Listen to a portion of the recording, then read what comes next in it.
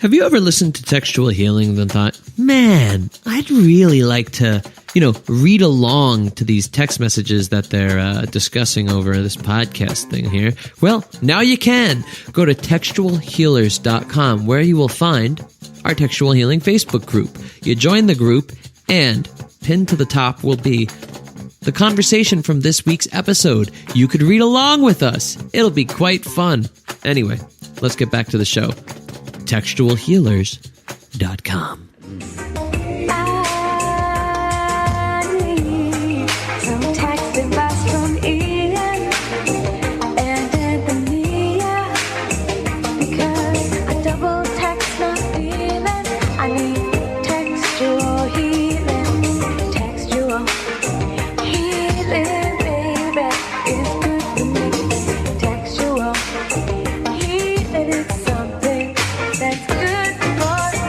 Hello, everybody.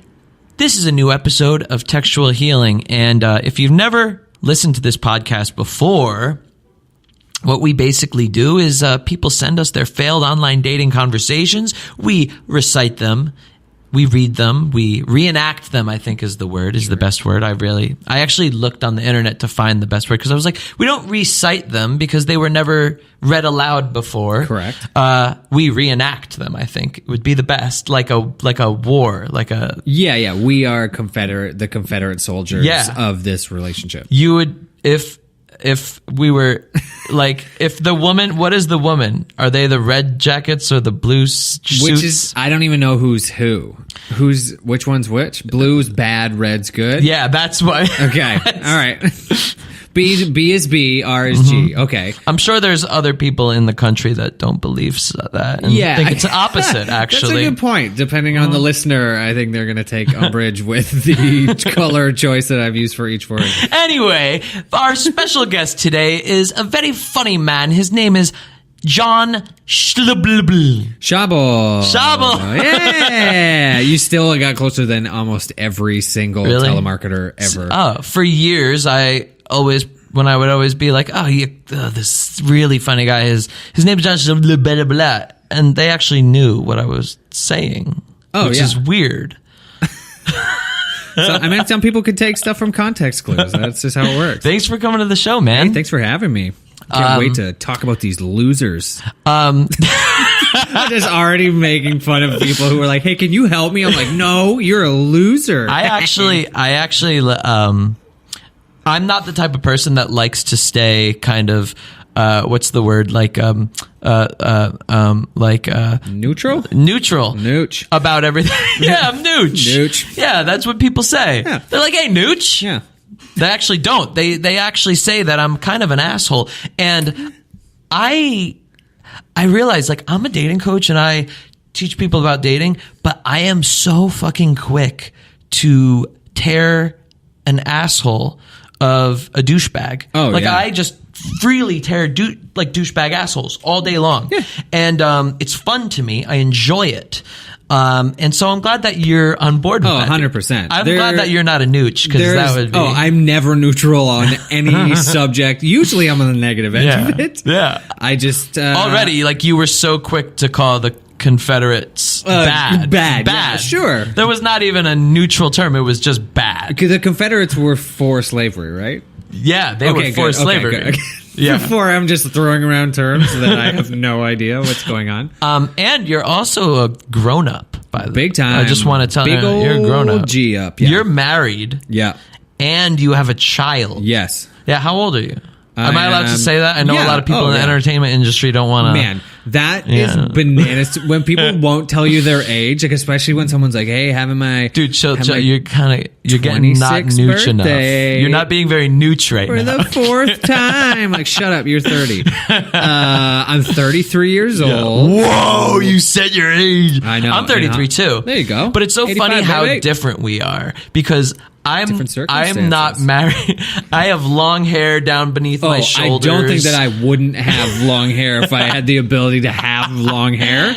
Wait. When people make fun, like the guy, like the big swoop with the shaved sides. People are like, look at these assholes. And I'm just like, I would have the stupidest hair if it was available to me. Oh man, that'd be the best. Yeah, but you do kind of have like long beard hair. That's longer than it's all I have left. And I gotta do is grow this beard. And you may feel like, oh, I'm just messing around right here, but actually, like, I do feel insecure about my beard hair. Hey? Like, it's called weird beard when it comes in patches. Yeah.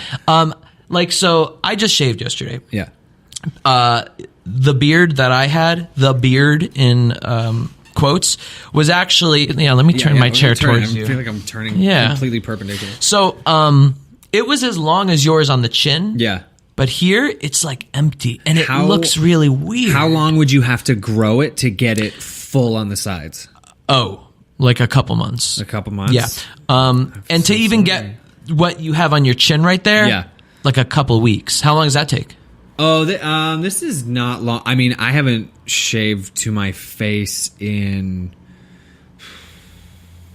6 years. Wow. 5-6 years, and I probably won't ever do it again. It was terrible, and I shouldn't have done it in the first place. Why? I have a weird chin, and you have weird chin. I got weird chin. I have weird beard. So, you got weird beard, and I got weird chin, and it's because I have a baby-sized head. So if I don't have a beard, you notice the size of my head immediately. That's interesting. Like kids' hats. It's funny because I know people that have really big heads, and they get really insecure about their big heads, but they don't have any way to make it smaller. You can't slim it down. Seem small, yeah. You cannot slim it down. It's the same. It's the old put a sweater, take a sweater off situations. Yeah, when you're trying to tell somebody about like how you're like, I'm too hot. And they're like, well, you can't take your layer of skin off, so let's turn down the air. Does that make any sense? Yeah, no, totally. But like what I'm saying is like also with like when people are too fat and they wear shirts that kind of have those lines on them to make them look thinner. Yeah. People can't do that with their head. Yeah, I guess you could just try to wear a hat with like vertical stripes. Yeah, I was actually thinking that in my head, and I was like, no, because then still the bottom of their face would have to be shown, and that would just make their little noggin look small and their fat fucking face to be. So I think the only way to do it is to make everything on your body huge. Like you'd have to wear oversized clothes. Oh my god, like scarf. A Koopa Troopa. Yeah, exactly. A big scarf and then like a stovepipe hat that goes up like 3 feet. And everybody like, man, that guy's head is normal size. Yeah. Everything else looks weird, but the head looks great. Yeah, that's a great idea. I think we figured it out. Yeah. Wow. Oh, yeah, we should get to this conversation. These poor big heads. Yeah. You know what? It's been going on with my podcast. I'm, just telling you with podcast hosts, at least with me, I have friends that tell me that how to do podcasts, the podcast better. And they say that I wait too long to get into the conversation. No, you need preamble. I get too excited. To get used to each other. I get too excited to talk to you. Yeah. But anyway, we should get into the conversation. I want to help people. This counts as community service. Yes. Oh, I would say so. This is 6 hours worth of community service. I would say this is further than community service. I say this is social activism. Social activism. Yeah. Because we are exterminating. We are doxing. We are outing. Yeah. The creeps of the world, and get out of your creeps, and we're hopefully healing them because we're also offering them follow-up advice. But this one is submitted to us from a woman that had a very weird interaction with a man, and she was in some Facebook group, and he decided he wanted to message her, and on Facebook, and this is the conversation that followed. Can you just really quickly, before you read it, what will the new name of the guy be? Oh, like we have to say a fake name of the guy? Yeah. Lucius. And what should the gal's name be? Jennifer. Lucius and Jennifer, got it. Very nice. All right. And would you like the best is that I can see the real name? Yeah. Would you like to be the gal or the guy? Which is which? The guy's on the left. He's the one that's messaging her. Old lefty Lucius. Yeah, let's do. I'll do Lucius because I want to be. So I'll be Jennifer. Be disgusting. All right, here we go. Ready? This is on a Saturday at 3:25 a.m. Hey. Hold on. About 9 hours pass, and hey, beautiful. 40 minutes pass. How are you? 20 minutes pass. Hey. Dude, not interested. We can get to know each other. Just not interested. Way too young for me. If it's just sex, age is just a number. Not when you look 14. I'm 18 and I look better naked, LOL. I have a son older than you, and I would hope so. Still not interested. I'm mature, though, and love older women. Wanna see? No. It might change your mind. Don't think that will happen. You never know. Wink emoji. I do. I never fuck anyone younger than my oldest son. Good rule to follow. Why not? I can fuck good. Don't think so. Been fucking longer than you. Been alive, dude. I only fuck older women. I can handle you. You need a young guy to keep up with you. It ain't gonna be this, MILF. That's what they all say at first. Oh, wink emoji. Well, it is true in my case. And then, Lucius sends a bathroom selfie of him in naked with a bathrobe on his, going from the waist down. And if you look real close, he has just a beautiful outline of his peeps. That's a ton of hog. Yeah, that's a big. I would say that it really is a big peepee. Yeah, I mean, I don't know if he put something in there, but he's doing pretty good in this photo. God, really? Yeah, he must have a big peeps. Yeah. Okay. Anyway, Jennifer goes, "You left your baby tub in the shower. You still using that?" It's not mine, LOL. I know that it's not the only thing you noticed. Yes, you're still having grown chest hair and you're still wet behind the ears. Come clean me off. Take a shower together. I am done bathing babies. Did that with my kids. I'll clean you then. I'll clean the wetness from your pussy. God, that's the end of the conversation. I was going to say, how much longer this is going? I gotta say, that was the perfect voice for this guy is disgusting. I just want you to give me a profile for the guy's picture so everyone that's listening could really get a good idea what this dude looks like. Okay.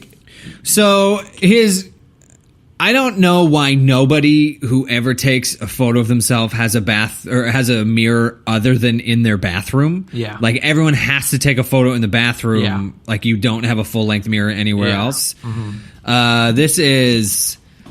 I mean, he's fresh scrubbed, right out of the shower. Yeah. Decent-looking rod. Mm-hmm. I don't know what that is. Is it a baby tub? Yeah, it is a baby tub. That's right. So clearly he just got done having sex with some other older woman, presumably, with an infant. Right. That's probably right. And he's standing on a plush purple carpet, which is what kings do. Yes, that's so true. Clearly this it's regal of him. Little baby boy is just... I want him to open his eyes, too. His eyes are like half closed the whole time in every photo.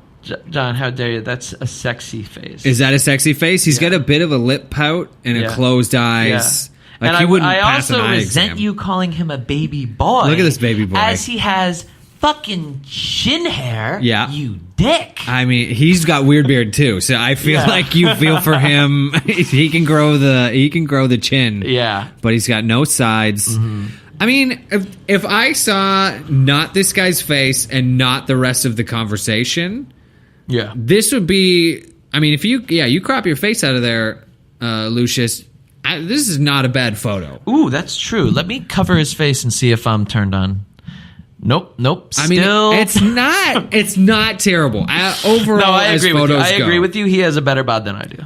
Oh, big time! This guy. I'm a 33-year-old short Italian guy. So I'm stocky. You're basically Danny DeVito. Yeah, that's right. I am Danny DeVito of this podcast. I am. And he is Arnold Schwarzenegger, and we are twins because we both have weird beard, and that's how we're connected. Of course. But you can tell that he's also, really pushing the abs out hard. Oh yeah. He's stretching it. Another thing I just noticed, he kind of looks like an 18-year-old version of Pitbull. Oh, yeah, that is 100% accurate. Right? The eyebrows. He really does look like Pitbull. His face is on fleek if he could get, that skin under control. I mean, he's got 18-year-old skin, and never... He has, 18-year-old acne going on and everything. I also, the composition of the photo, if he could have taken maybe 2 inches... to the left and cropped out the line in the middle of the mirror. I was going to say cropped out the baby bath. Oh, it's the thing. If he would have literally taken that line and done the photo that side over, but he would have had way more toilet in it. Yeah. Which, I mean, if you want, why don't you just stand on the toilet? Get everything out of the way. Yeah. Poor guy. He has no idea what he's doing. No. He's propositioning a mother. Who is outflanking him at every turn. Yo, she has all-time best lines I've ever seen. Oh man, responses. She's crushing. They're this so kid. chill.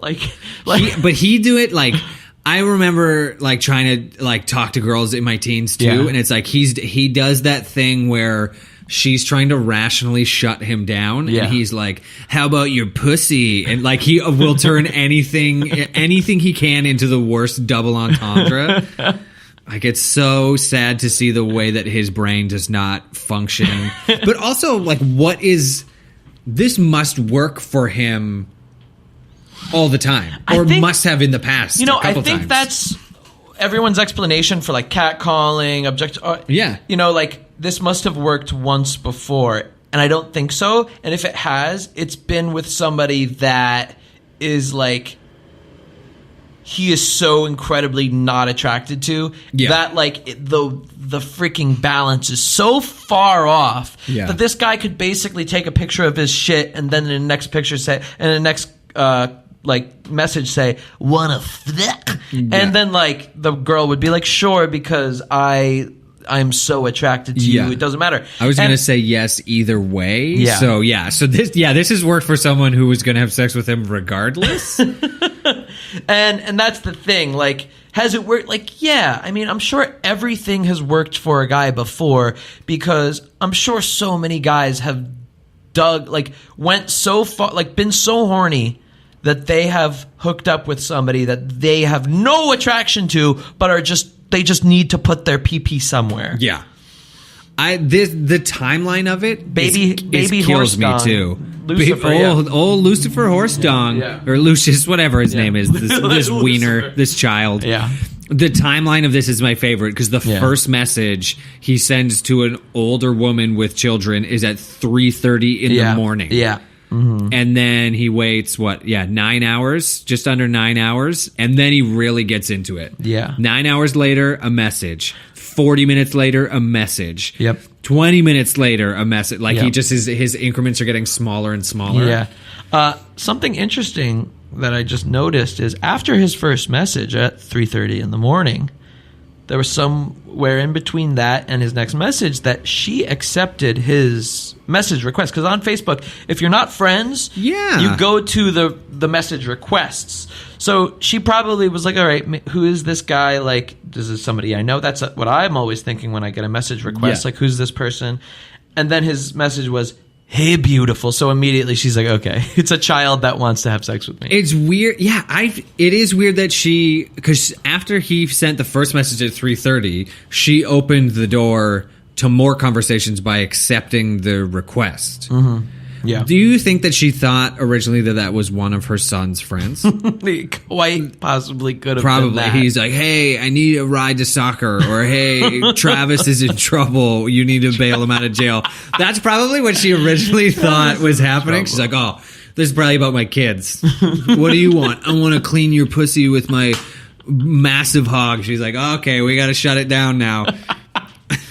Let's go back. I'm done bathing, baby. Left your baby tub in the shower. The amount of still time using that? The amount of time she says "baby" in this conversation must be so emasculating to him. Like, it's almost like the words "younger." I don't think so. I've been longer than you've been alive, and this dude is so persistent and like unabashedly like, yeah, we should totally fuck.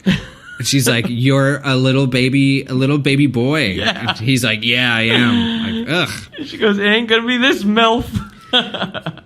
I feel like this is the result of pornography. Like, isn't this the new genre where it's like older MILFs and little tiny twinkie boys? Yeah. You know, I think porn should actually start off as just you seeing like a little video of the kind of like a online dating conversation or something. See, now that's... Or, you know, something just naughty. a nice lead-in. A naughty, like, okay, so if this was porn... Yeah. And this was that situation, she kept rejecting him. What would he say next to get her to be like, you know what? Let's do this, baby.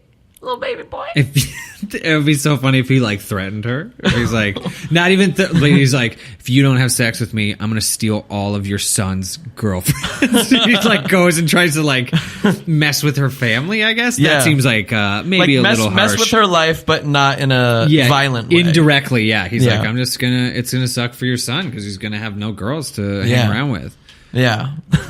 I guess he would, if this was a true porn, he'd be like, I'm bringing over pizza, and then he would just show up, or like to fix something. The next scene is just, he doesn't even tell her he's bringing over pizza. He's just, the pizza delivery. Yeah. I didn't order this. Yeah.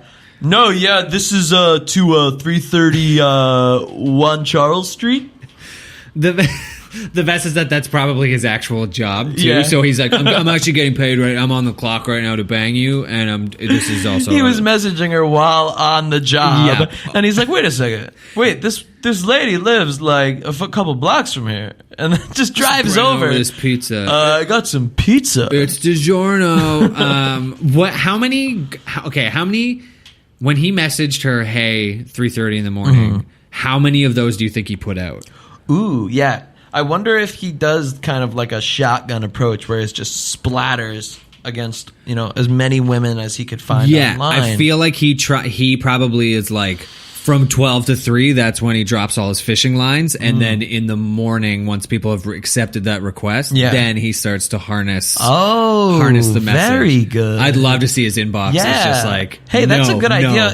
I think think you just gave me a tip from him that, you know, in the future, if I'm ever a single horny man, I could go and be like, okay, let me send a bunch of text messages before I go to sleep and wake up and see the damage I've done. And then you can also, if you're like, this was a bad idea, you can just apologize and be like, I'm sorry, I was super drunk last night, whatever. Yeah. You can brush those off. Or just be like, someone stole my phone and now I got it back. So, John, tell me about your dating life. Oh, I don't even know. I haven't been on a date I've been with my wife for 13 years. Whoa! Whoa! Since you were 20 years old? 18. 18. Wait. So that's longer than 13. But how long... Have we been together for 15 years? That sounds... Because you're like 33 and then 18. So that's what? Yeah, 18, 19. So yeah, we're probably rounding on 14 maybe. Yeah, that makes sense. Wait, when did you guys get married? Only 3 years ago. Damn, dude, that's so romantic. So wait, is that high school or first year of college? Wow. So she's a year older than me. Because just like Lucius, I like those older ladies. Yeah, baby. I like to do it with the baby tub in the shower. Just a little Does she ever call you baby boy when you guys consummate? Not even a little bit. Nicknames have never come into play for me. Really? I think I would laugh too hard and just like alliterate with it. I'd be like, "Hey, pussy princess, pound town pussy princess." Sorry that you're dry now. What was I saying? Wait, hold on. Let's go back. Dating, something about dating. Wait, she's older than me, so yeah. Yes. I was doing my last year of high school, and she was doing her. Or no, I took an extra year of high school. I took like a victory lap. Whoa. Because in Canada we had 13th grade, and then I was the first year that they got rid of it. But they were like, "You guys can take it if you want to." So I just did because I didn't know what I wanted to do for college. Nice. And so, yeah, we met so technically we met at the end of high school, beginning of college, but we worked together in a grocery store. So that's how you guys met at the grocery store. Yeah. We had known each other for probably like 3 or 4 years. I'm imagining she went to a college that was near where you lived or like in your hometown or something? Probably like an hour away, like an hour and a half away. Okay, so tell me the story. So she would just... I love stories of how people met. How did it go? So like we just knew each other, and like her brother is my best friend.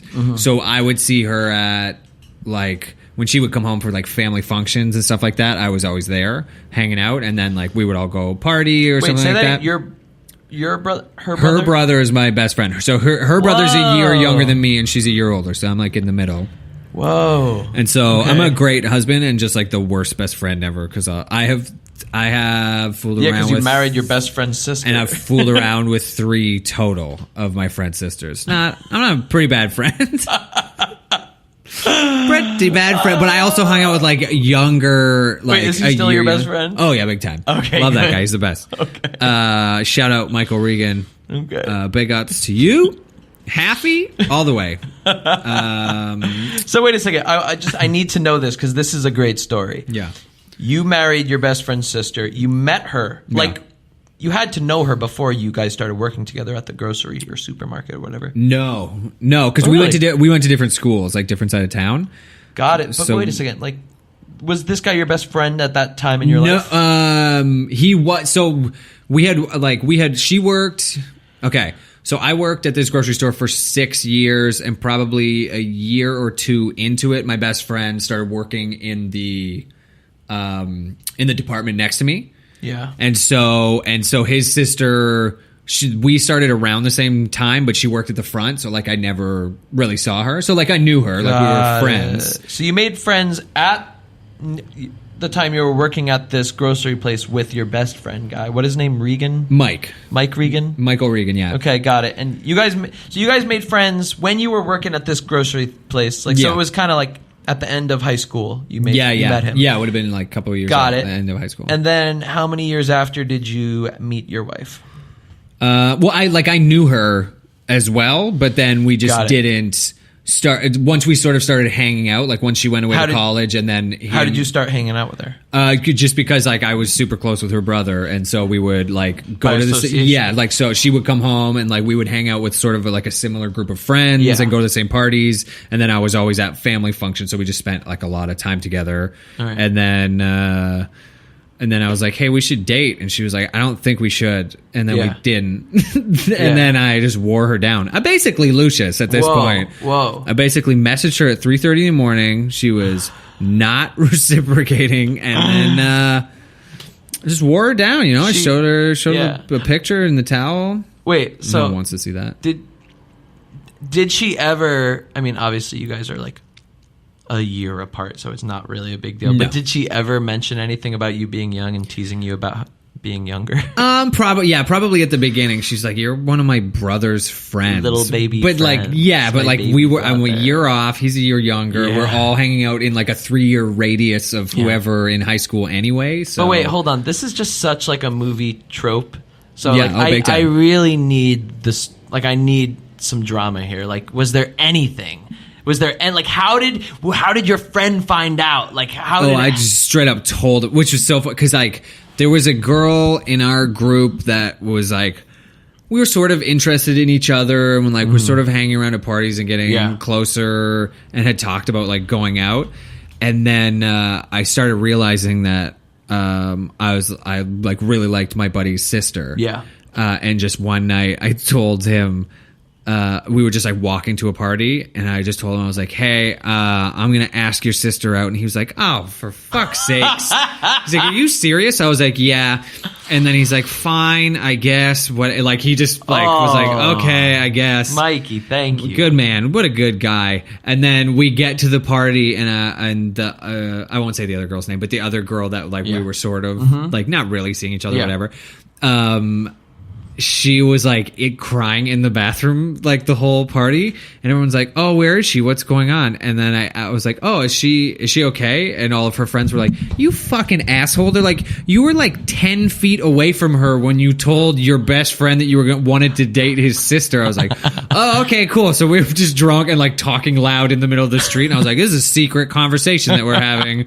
I thought we were whispering. Oh man. And then it just went from there, and then like I just started hanging out with my wife like more and more, like friendly, and I was like, hey, we should like go out, and then I just tried to kiss her, and that sort of fell flat. It was okay. I think it was like the push over the edge where she was like, okay, maybe, but it still didn't happen until like way after that. Nice. So as it started getting a little more serious, where was Mikey in this place?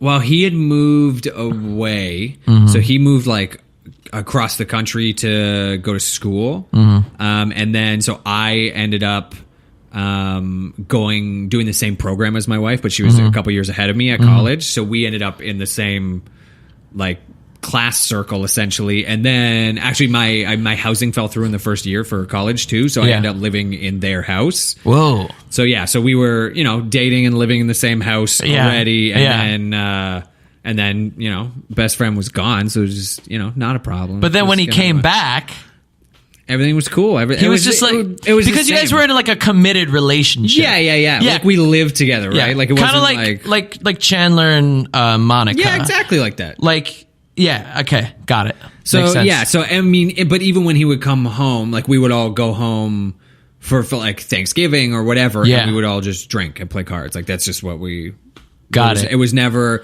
like the thing with my wife and I is that we have separate lives from each other. So like it's not like when you see those couples that are like all over each other and like when they walk down the street, they like have their arms around each other's waist. It's like, get off it. Why don't you live a separate life and then you can like do that at home? Honestly, like I have this like kind of like interview vlog thing called Tales of Woo, where I interview couples on the story of how they met, and that's why I'm so interested in this type of shit. Yeah. Well, you want to hear the backstory of anything. You want to know what's going on. And so there's a couple couples older couples that I was like, all right, what's the secret to your success? And this is kind of a little bit related to what you're saying, but like the independence factor is really big. Oh, big time. Where they love each other and they spend a lot of time with each other, but they have their own stuff that they focus on. Yeah. They're not constantly in each other's faces every second of the day. Yeah. And for these people, they even said they have. He's like, she has her money, I have my money, and then we have our money. Yeah, for sure. And that was a really interesting thing that they talked about too. That were like, so there was no way that we could like it's interesting. Like I feel like when two people come together, especially in like a union such as marriage, I think a lot of times people think where it's like, we have to be so incredibly close that everything is shared. Like absolutely every little thing is like just is ours. Yeah. So it's like if I have this, it's like we share it. We can't she can't have one too. Yeah. And I think it's interesting. It's like, no, we're two people and we love each other. And that's why we stay with each other and we live together and we support each other. But we're not parasites onto each other. No, we're not attached at the hip. And I think that's so interesting. And I find I've been finding a lot of successful couples are ones that talk about that. Yeah. Well, especially like being a comedian, my hours are ridiculous. So like my day shifts, like if I'm not working during the day or whatever, like my day, starts at 7 p.m. when I go out to do stand-up, like 7 to 1, and she'll go to bed at 9:30. So like we made this conscious effort to have a separate life, but it was just our schedules put us into that position, and I think it works well. Like I think it's the best way to operate. It's the only way that we have operated, and so I don't know any other way to do it. All right, John. So I'm a dating coach and a social coach, but you're in a happy relationship. So give me relationship tips for when I get married.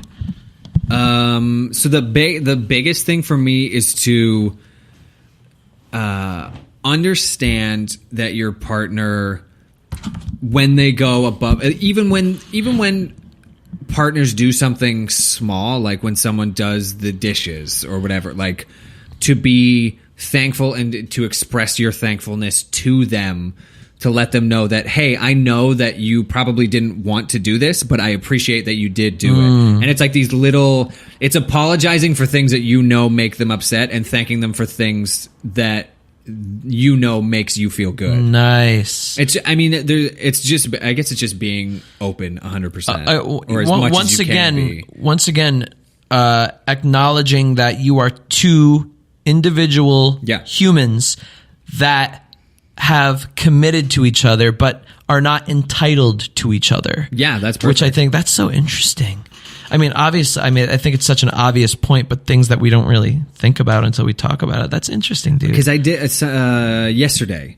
My wife did all the dishes that were in the sink, like after we ate, and put them in the dishwasher. And then I finished eating. I had more food, so I finished eating after. Then I rinsed my stuff and I put it in the sink. And then I came back 2 minutes later, and she had put it in the dishwasher. So I immediately was like, thank you, number one, for doing that, and number two, I realized that you did all that work, and it was really rude for me to put that there, so I am sorry.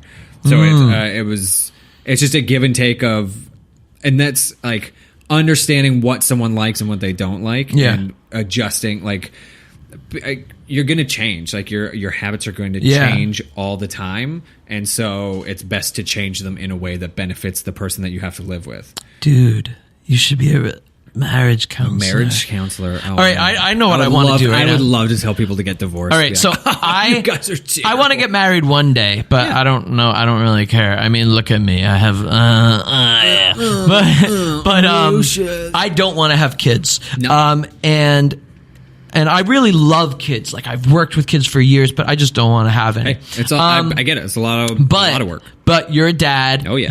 You're married and you're my age. So this is really cool because I get to like look at a life that I could be living. Absolutely. So, give me not an argument, but like don't convince me, but give me your perspective as a dad, as somebody that's married, I just want to hear your side of life, because I think the reason why I don't live that yet and I don't want kids is just because I've never had them. I'm still just like a high schooler. I'm just still Anthony that I'm 33, but I'm still like, my brain's still in high school. Who doesn't want to live a high school, college life? Like, I remember like in college when people in my grade would like start reading newspapers. I'm like, what are you doing? Yeah.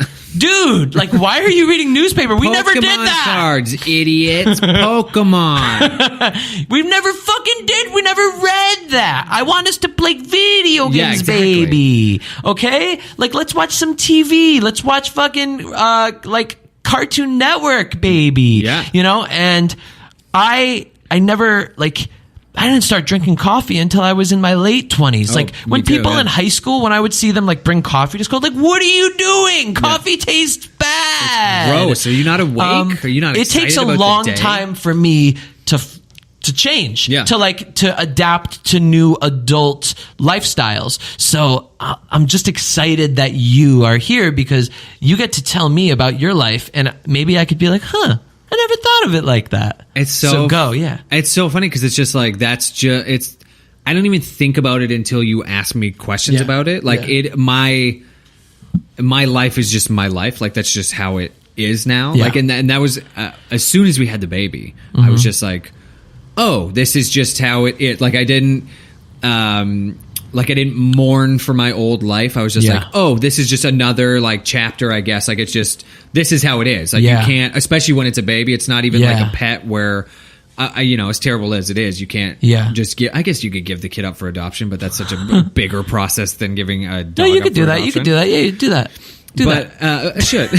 I'm going to stay here. Can I stay here? Can I live here? That's a chaise lounge. You want to chill on there, buddy? Sleep in and a bathroom. Yeah, it's totally fine. Nobody knows where I am, so that's good. Yeah. But yeah, it's just like, it's the same with, it's so funny because we are, at the same time, a friend of ours had twins.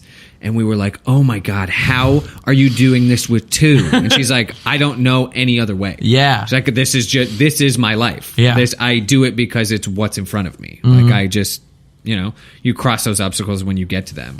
I mean, the best part about having a child is like siphoning off their joy. Like that's my favorite thing. What does that mean? To when she gets super pumped about something, like you feel it. Like when you see pure joy on a child's face, like you also take a portion of that with you. Yeah, especially when it's your child. Whoa, like when they taste like chocolate for the first time, and they're like, "What is this?" Yeah, exactly. And you're like, "Oh," like you're just like we were watching Planet Earth yesterday. Yeah. And there was like I think a leopard on screen, and she was just like cat, and then looked at me, and I was like, yeah, baby, that's a cat, and she was like, woo!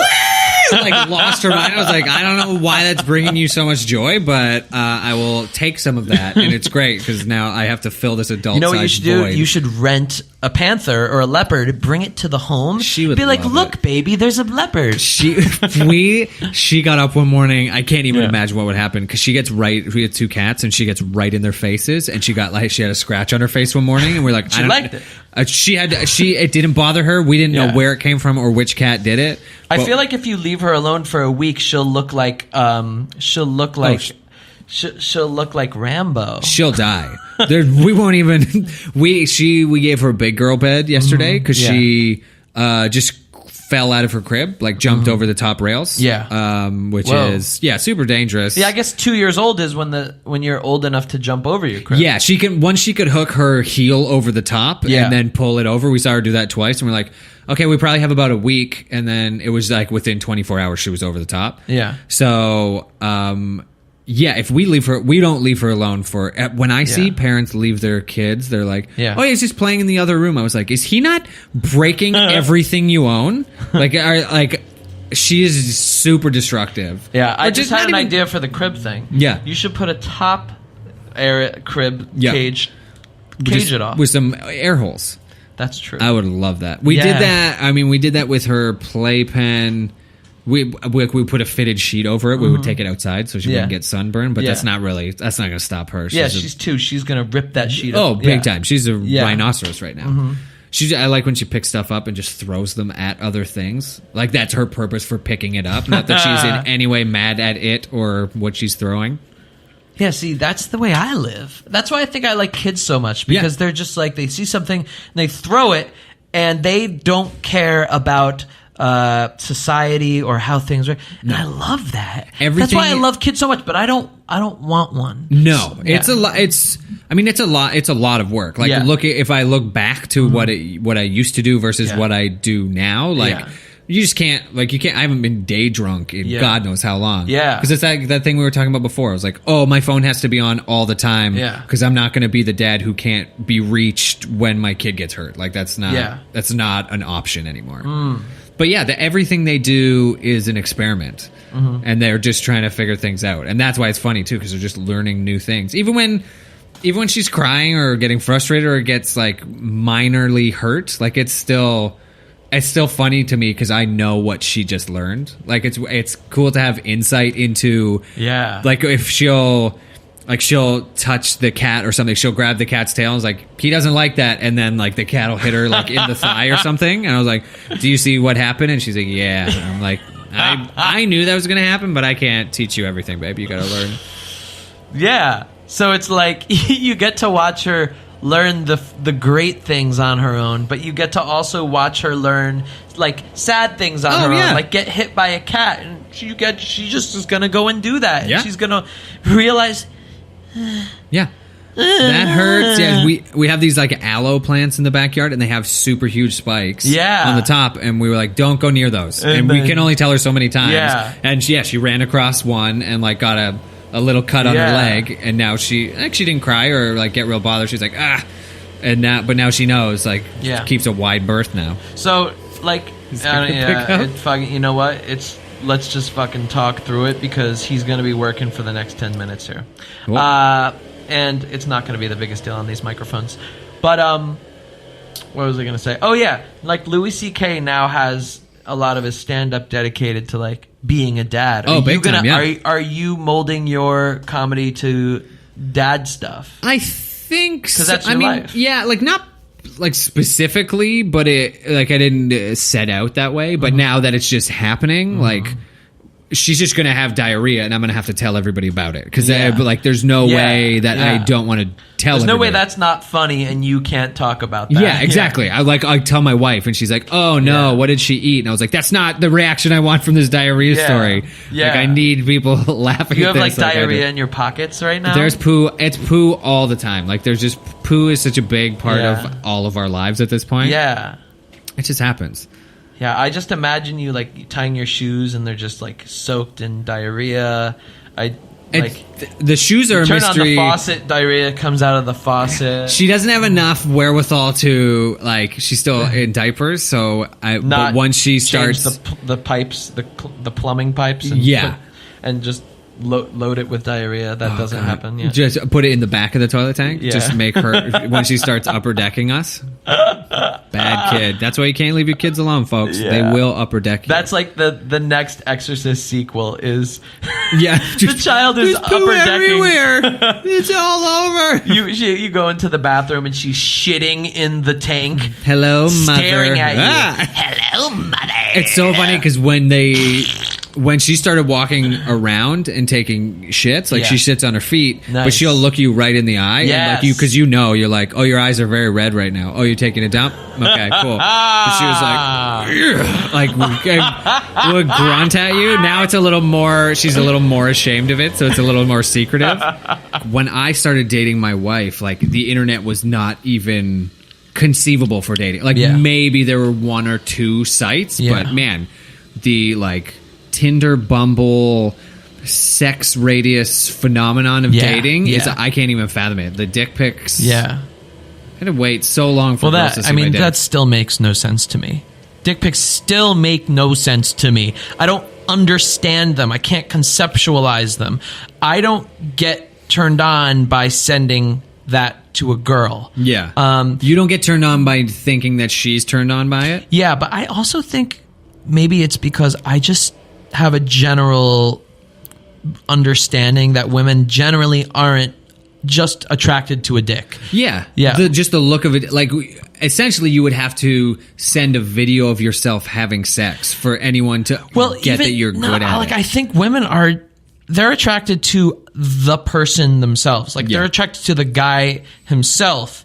And if she wants a dick pic, it's going to probably be from like somebody she's in a serious relationship with, where she knows the dick, she's seen it before, and she loves the person. But just to see a random dick from somebody that she has no idea whose it is, I don't think turns a girl on. Yeah. So unless, if a woman could change that belief for me, then maybe that might make me want to send a dick pic, but I don't. Because even going back to that earlier text conversation, like it's like that guy is thinking that the woman thinks like a guy, right? Like, because if he saw a photo of her, it doesn't matter how bad that conversation is. If he is into it, he was into it. Yeah. But so he's thinking the same thing. He's like, I'll send her this. This conversation's not going great, but I will send her this photo and she will love it. Yeah. She's like, no, I hate you, and seeing a photo of you is making it worse.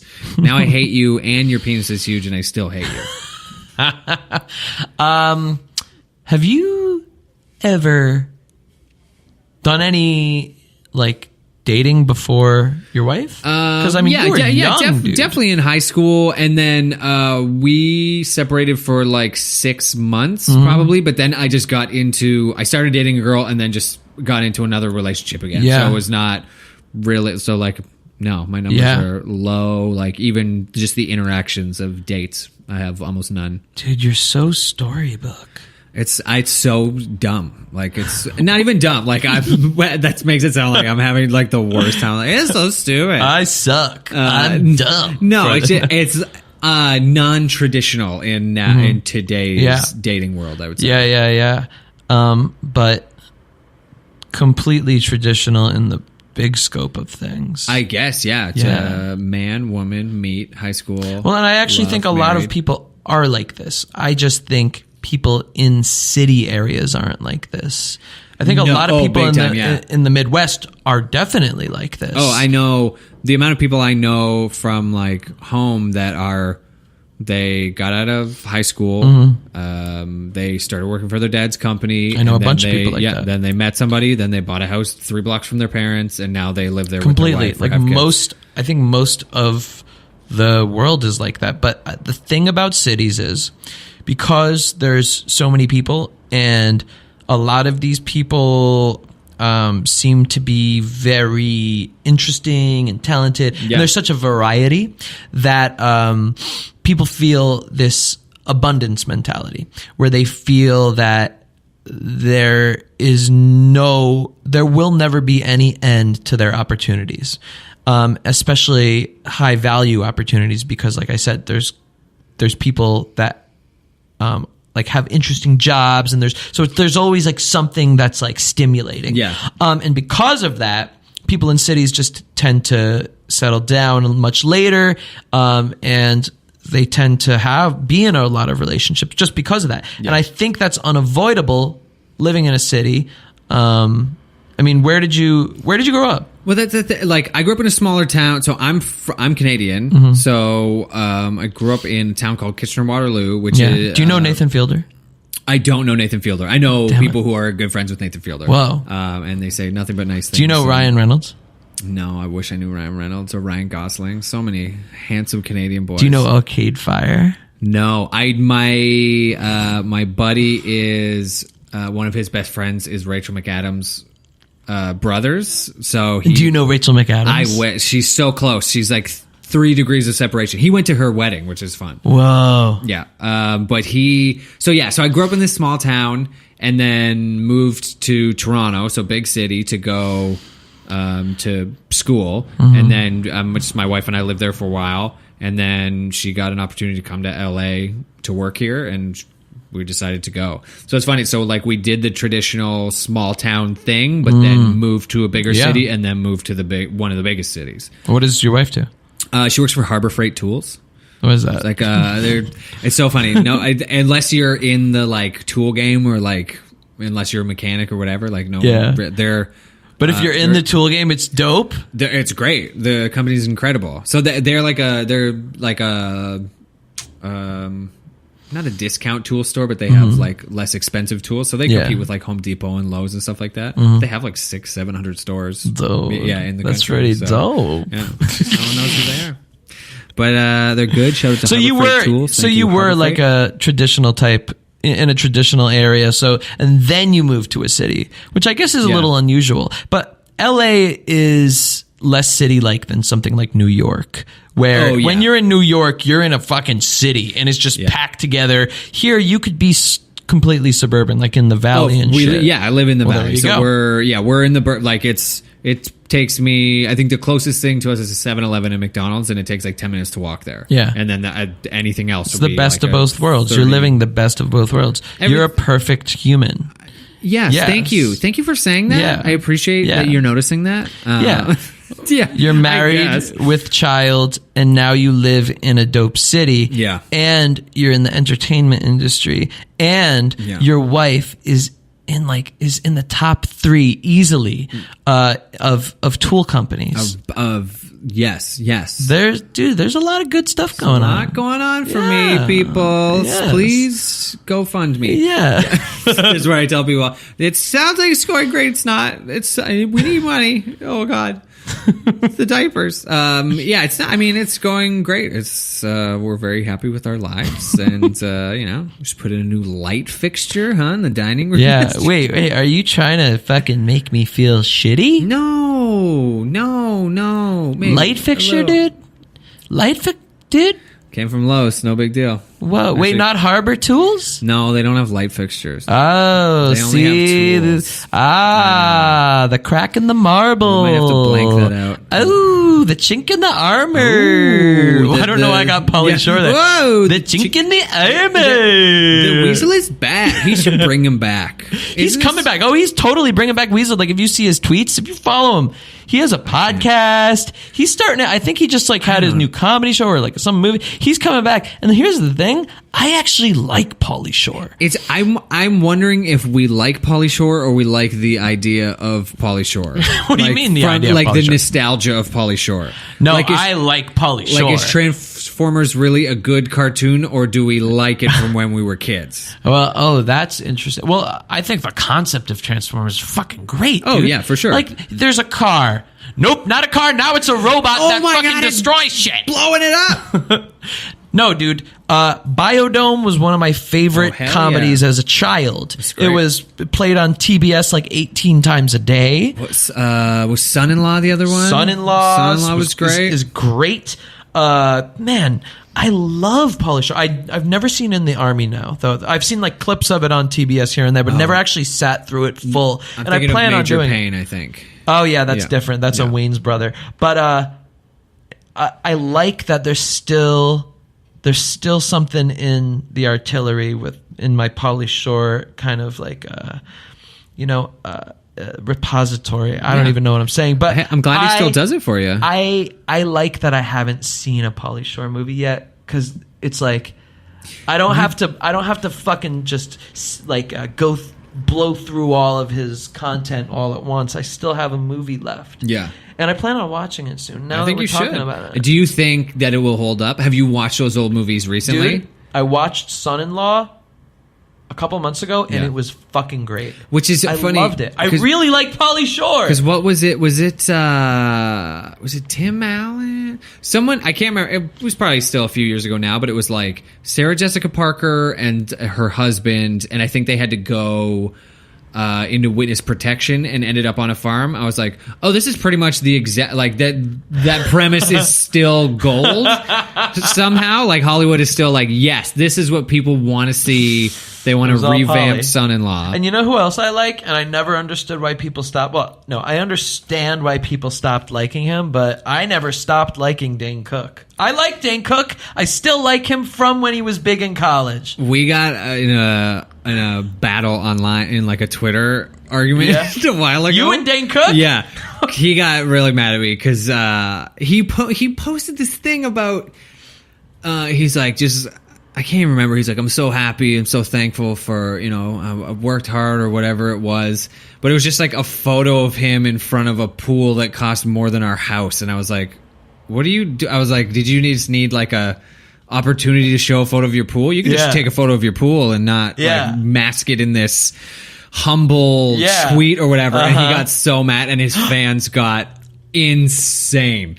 They got so mad, tweeting at me all day and just who are you? You're fucking nobody. I was like, dude, I'm more of a somebody than you. You're calling me nobody? You're nobody. We're all nobodies. Who gives a shit? Wow, that's awesome. That was my biggest brush with fame, ladies and gentlemen. I don't know why I keep looking at the computer when I address the audience like they're inside the computer. Well, they are, dude. Hey, guys.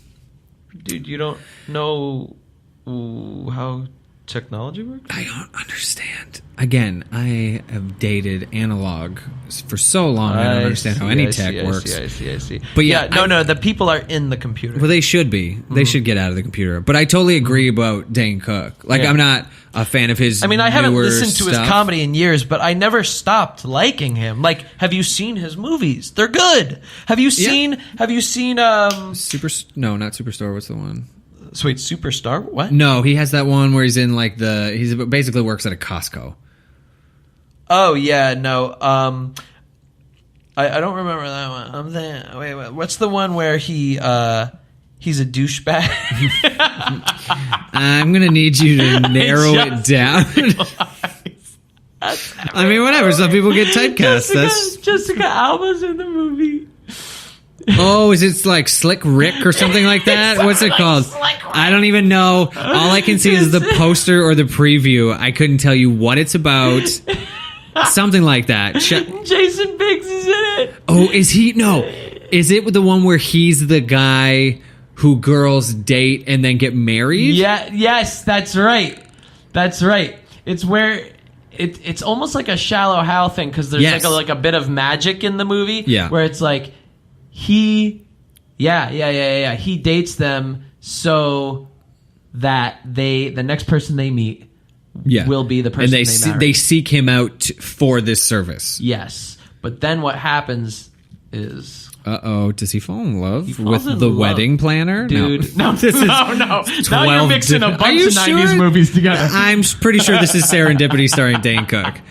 Not Maid of Honor or The Wedding Planner. Or Runaway Bride. Or it's always like, I guess I'm working with you now. I hope we don't fall in love. And then guess what, guys? They fall in love. But the thing is, and this is, at least I can hand this to Hollywood, is like, it always starts off where they don't like each other. Mm-hmm. So, I don't know. That's I always am tricked, though. Because you never think they're going to get together. Yeah, because they don't like each other at first. They hate, some borderline hate each other. They don't have chemistry. And You Got Mail, they hate each other. I am a dating coach. Yeah. Okay? Do you watch a ton of rom-coms? I do. For research or because you like rom-coms? Well, no, because I'm tricked. Because the rules are, if there's no chemistry at the beginning, don't worry about it, move on. Yeah. But these movies... They challenge my Lucius has been watching rom-coms. He's like, if I just keep pushing and pushing, then we will end up owning a small bakery in Seattle. Dude. Yeah. Maybe that's what it is. He's a romantic at heart. Yeah. Or it's like a Harold and Maude spin-off type of thing. Oh. Yeah. Anyway. Love talking about rom-coms, guys. I really do. They should really update, I think the thing that we're missing is rom-coms don't come out as much anymore. And not really. Because of that, they're not updated in the whole... That's another thing. Like, because everyone meets on Tinder, it's hard to come up with new ideas because everything's just like, we met and we fucked and then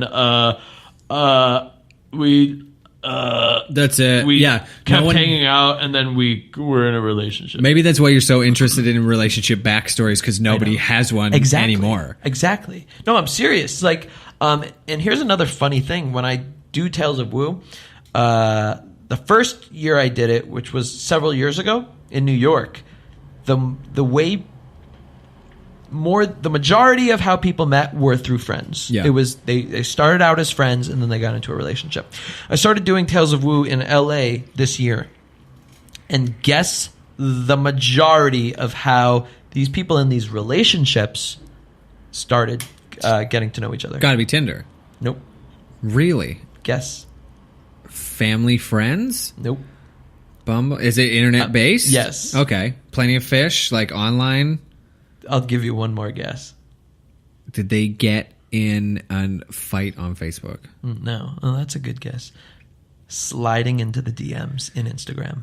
Is that... Okay. The majority of these people, the guy slid into the DMs and they started a conversation and then they got into a relationship. Okay, so that is...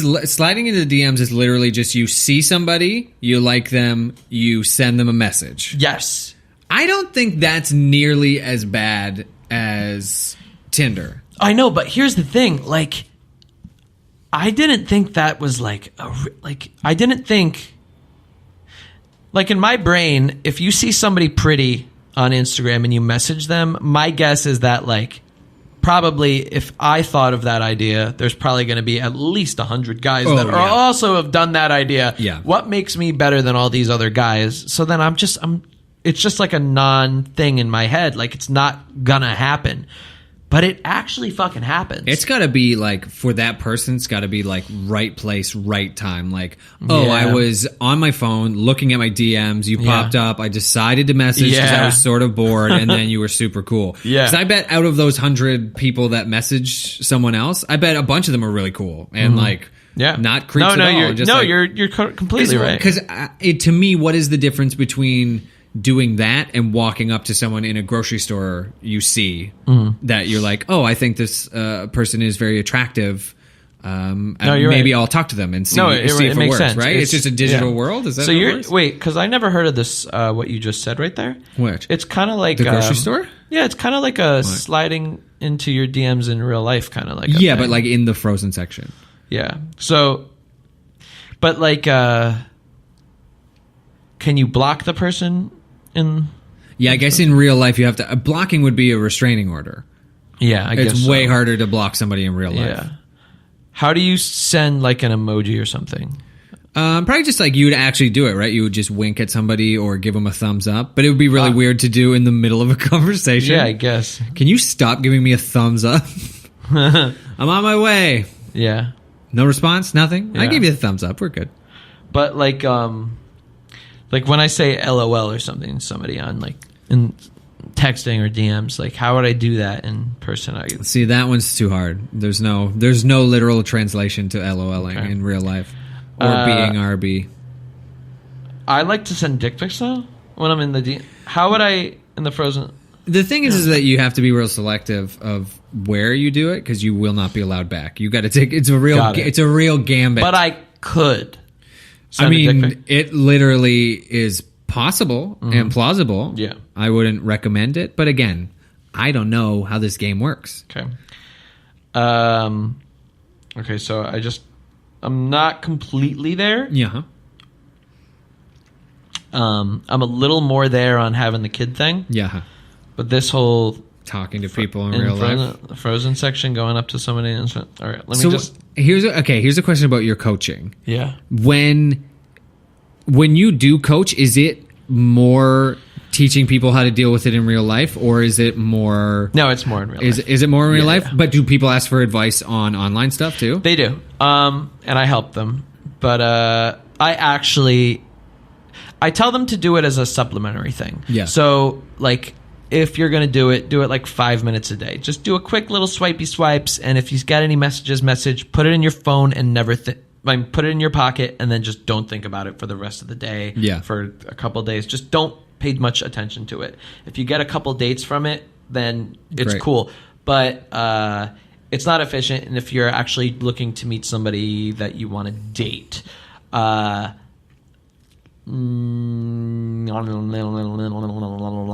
I mean, obviously, it's good for just hooking up with people that you're not that into, but you just want to bone. What percentage would you say you talk to people who go to bone and then end up dating that person?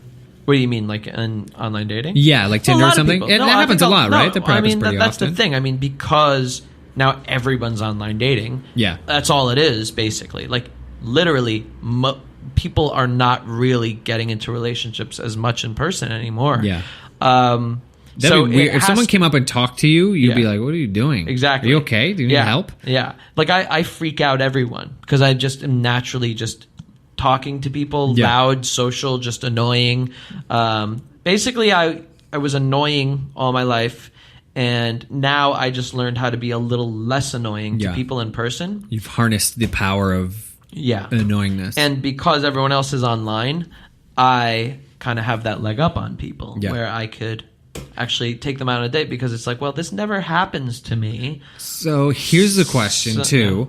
So is this happening a lot more now where people are like great online, like and then when they have to go on the date, they're like, I actually don't know how to talk to a human being anymore? I think that's a really good question. And I would say basically it really is based on your personality. But like if you lived in the 90s and you would be a charmer in real life, then you're probably going to be more of a charmer online. However, it's still much less natural than talking to people in real life. Yeah. So even a charmer is going to be like, okay, what do I say to this picture of a girl. Yeah. There's nothing. There's not as much context. You have so much time to think about it. You do, but the time I think actually. I mean, you're in the comedy world. You know about improv. I mean, when you could connect with that like split second part of your brain, the genius is where that's where the genius is. When you have time to think, you go into perfectionist mode. Yeah. Especially when it's just like a blank screen and a blinking fucking thing. Yeah. You know, the character, the thing, the that you three type. dots, the ellipses. Yeah. Your brain's going, okay, what should I say? No, not that. No, not that. No, not that. Where in a person, you just be like, hey, what's up? Yeah. And then you can go from there. So it's just not natural for us to do this. Yeah. So it is going to be harder, but yeah, if you're more charming in person, if you're a more charming person in general, you're going to just be able to be better. Yeah. I think that's more endearing, right? Someone who's not embarrassed by the things they say, regardless. Like that must that's be part of charm. That is charm, right? Oh, like yeah. where you're just like, I say, I guess it's just confidence in your words. You're just like, I'm going to say what I'm going to say, and you might think that's stupid, but I also don't care if you think it's stupid. Yeah. So, which is, I mean, that's stand up too. Like improv, I'm like, yes. Oh, that joke bombed. I'm just going to move on to the next one because I Yes. don't really care how this goes for me. Yes. Yes. Dating is like stand up. I think that's what we've come to realize in this podcast. I actually think it's more like improv, but We solved because it. improv, you're interacting with somebody. Yeah, that's also true. Stand up, you're just yelling at a crowd of people. That'd be a weird speed dating. Just one person only dates a group. Is there a speed group dating? Is that available? I think it's like much less popular now that it's online dating. But quick question before we wrap up. Rip it up. I'm interested in stand up and how it kind of works. So like you're not actually physically interacting with a person like improv, but you are responding to crowd reaction and stuff, and maybe not even like the big things like that was a laugh, that wasn't a laugh, but like maybe just the energy you feel based on like little things, how you're saying it. How does that work? Well, I mean, sometimes you can directly interact with the crowd, like if people want to do crowd work, like that's, you literally are talking to people and making fun of them, which is fine, which I actually like doing a lot. But yeah, it takes you a long time to figure out how a room works and how to work it properly, because in your natural state, if someone is, so say you're with a group of friends and you're telling a story and one person is loving it. So your natural inclination would be to talk directly to that person who's loving it. Yeah. But something like stand-up would be that you're like, oh, okay, I know this person is loving it already. I have to move to this other group where it isn't, and I have to make sure that they are loving it so that we're all on the same page. Oh, so yeah, it's interesting to read read a crowd of 200 or 300 people at the same time, and then obviously upwards of whatever if you're getting into theaters and stuff. But yeah, well, I guess when it comes to, I bet you there's some sort of line where after a certain amount of people, there's a different sort of crowd work, or there's a different sort of way you react. I don't know, because like you can't fucking take in that many people at once. Like you can't read that many people. You can't even speak to that many people at once. Like even when you're pointed at somebody, it's like you're going to get a sixth of the crowd anyway. So you got to pan and move over. Yeah. But I'm sure there's still, even when you're like at a huge arena, there's probably some sort of like amoeba effect that takes shape, where it's like somehow they are reacting in all a similar way. And, man, that's one art form that I don't want to ever enter, but I want to admire from afar. It's so weird. Like the amount of time I spent at the beginning convincing my wife that this is a legitimate career path was like exhausting. I was like, no, I have to go out and drink all night because I'm making contact. She's like, that doesn't make sense. I was like, it only makes sense here. It's the only way that it makes sense. But yeah, it's like, especially you're talking to, like, you're helping people date, you're helping people connect with other people. Like, this is one person connecting with dozens or hundreds or whatever. Like, it's a lot. I think it's probably a lot of the same, not tricks, but like a lot of the same, it's tricks, whatever. A lot of the same, types of tricks. I don't know what other words to say. I know what you're saying. I'm done with words. But yeah, it's the same thing where you're like, you have to make sure other people are engaged and they're having a good time. Because you're trying to, I guess if you're dating, you're trying to elicit a relationship or sex from somebody. And if you're standing on stage, you're trying to elicit laughter from somebody. Yeah. So you're trying to you still have an end game in mind, right? Yeah. So I guess it's all the same sort of thing. Manipulation. Yeah. Everything's a trick. That's why we're here today. Hell yeah. Yes, manipulation. The illusion. The best part about stand-up is the illusion of control. Like, because you would think that the person on stage with the microphone lit up has all the control, and they have none of it. Really? Oh man, if you watch a crowd, even you see some of the like best stand-ups in the world, it's so satisfying as a younger comic to watch an established comic bomb really hard, because you're like, oh, even you can't, like, as good as you are, as incredible as you've become over the last 20 or 30 years, you still can get turned on, and in a second you can like watch this person. I want to hear this experience that you saw, because this is really interesting to me. Well, even like, because you never know what's going to happen. I watched I thought this was really interesting that I was just at the Improv, just watching a show, and Louis came in. He dropped in to do like 20 or whatever, and so he goes up on stage and is just killing, like tearing the place apart, obviously.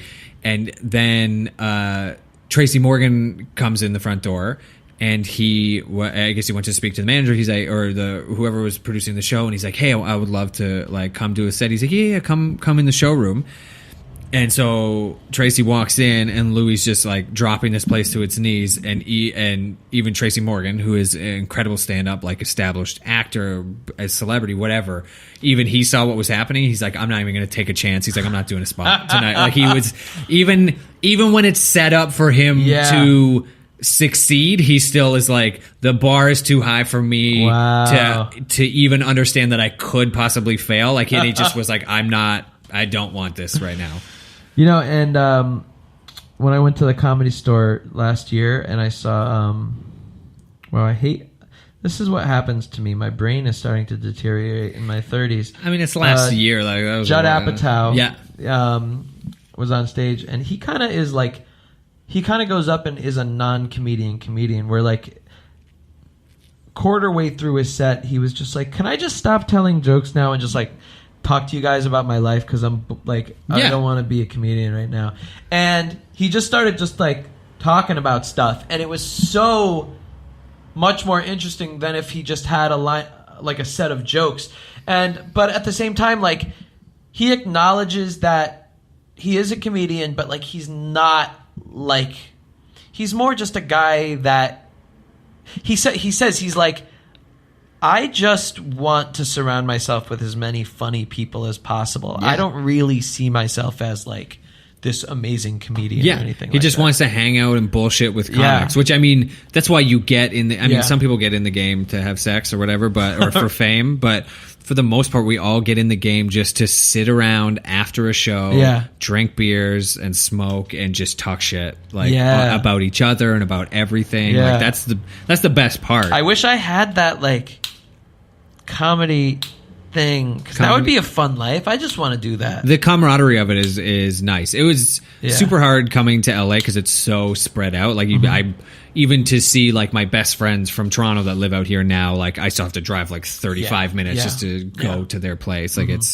there is a lot less of it because everyone has to drive. But that's the best part about it, especially for the first few years, like before you're making any money, before you're doing anything. You're like, I don't care. I'm just here to have a good time. Be funny, have fun, make some friends. No, I want to be a comedian. Fuck this dating coach. Do it. Throw this away. Be a comedian. Get out of here. Have some kids. Be a comedian. I have a microphone. Where's the Comedy Store? It's around. Me go there. Yeah, you can go there. You just show up at 5. Can I just drop in? Yeah, you get in line with 700 other people, and they draw 12 of you, and the rest of you die inside just a little bit. Nice. That's how it works. But I'm going to be the one that gets on stage. Yeah, for sure. I mean, you got the luck. And I'm going to say the funny stuff. Yeah, and then you're going to get picked up, sitcom. Nice. The traditional story. Whoa, that does sound pretty dope, dude. I kind of want to do that. I'm proud of you for turning your life around. Comedy Central show? I want to make I have an idea for a Comedy Central show. Yeah. It's kind of like, so this is what happens. there's these failing businesses. Yes. And I come up with ideas to help them. And they don't work, right? They sometimes work. They work. They sometimes work. Huh. Well, yeah, they go viral in a way. Some would say that there's a virility to it. Yes. I'm thinking of pitching that. I mean, it's fresh. Yeah. I like that. It's new. No one's doing it. Novel. It's not on the air. Untouched. I think you should go for it. Thanks, man. Yeah. What Hey, do you have anything? Anthony for you. What about that? Whoa. Anthony thing for you. Whoa. I think we got it, folks. You just mixed two words together. We now got blew it. my mind, you comedy genius. That's why I can't do dirty talk. Alliteration. I'm combining words. Hey, it works. Jon Schabl. You have any final words for the audience, for the listeners today? Live strong, love hard, play fast, die whenever. You're turning me on. I've never said those words together in a sentence ever. Very sexual right now. Really rolls off the tongue. Hey, I am going to make sure that in your free time, while you're taking dumps and stuff, you will, I'm going to have you join the Textual Healing Facebook group. Sure, of course. It's quite an active group. And I want you to be a member, and I want you to engage. I think I'm going to force you to. Yeah, I'm going to engage. Yes. Just keep tagging me and stuff, and I'll just throw quips from the balcony. That's kind of going to be my jam. Yes, dude. Well, yeah, that's what I'm going to do. I'm going to have you join, and then I'm going to announce your arrival. Ooh, I like that. And it feel good? Yeah. It also almost feels like you're standing on a purple plush bath mat. Oh, with a big... Do you put up the photos online? You probably can't, can you? I wish you guys could see it. I should draw a sketch of it, and then we should post it. Like a headstone rubbing or whatever. Do you know what I'm talking about? Maybe I will on the Facebook group. Anyway, guys, if you want to go on the Facebook group, go to textualhealers.com, because that's really what it is. It's a bunch of people that want to heal texts. It's actually less about the podcast and more about the topic of the podcast, which is just fucking around with online dating and having a little joke, having a little laugh. Just helping people out. Again, this is charity. This is the Lord's work. Do me a favor and plug yourself for our listeners. Guys, you can follow me on Facebook or Twitter or Instagram or my website. My name is Jon, Jon, no H. H's are for farmers. Schabl, SCHABL. But wait, you just said H's are for farmers. Only in the name Jon. Anywhere else, they're totally fine. Okay. Yeah. All right. Keep going. None of that makes sense. And check out my website. I have my calendar up there. You can see where I am performing. Facebook for videos and things like that. Twitter for all of my musings. Ooh. And Instagram I use for all sometimes. Of your views. That's it, folks. That's it for me. All right, that's it. That's Jon Schabl. Hey! See you next time, baby.